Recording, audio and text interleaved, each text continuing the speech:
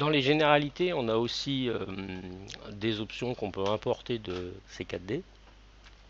Donc là, toujours pareil, je vais créer un fichier, je le mets sur le bureau. Alors ici, je vais mettre une sphère encore, je vais mettre un, un cône ici, histoire de, et puis ici je vais mettre un sol.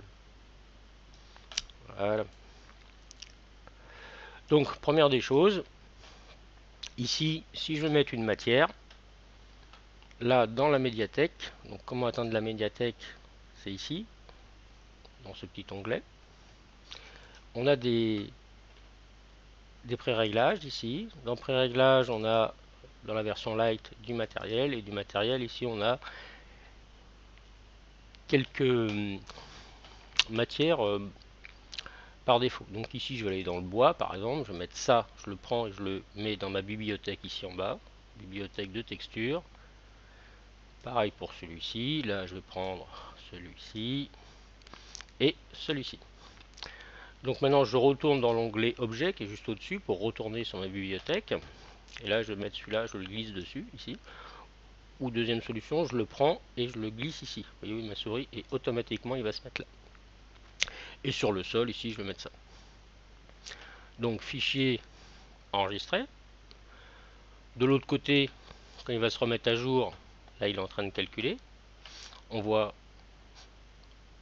mes textures. Si j'ai pas assez de mémoire, ben, sans les textures ni ombrage, je décoche ici. Toc. J'ai pas de texture, j'ai pas d'ombrage. Je vais le remettre ici pour l'instant. Maintenant, je vais retourner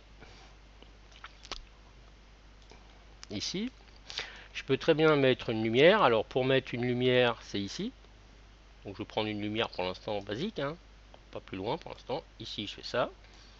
Si j'enregistre, fichier enregistré, automatiquement la lumière vient se mettre ici à jour. Voilà.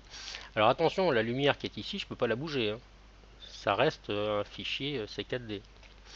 Maintenant ici on voit que j'ai pas d'ombre. Première solution, c'est parce que j'ai pas mis d'ombre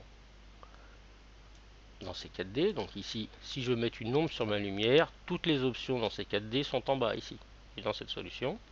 Et là je vais dire avec ombre, masque d'ombre. Si je fais un rendu avec ce petit icône, j'ai l'ombre.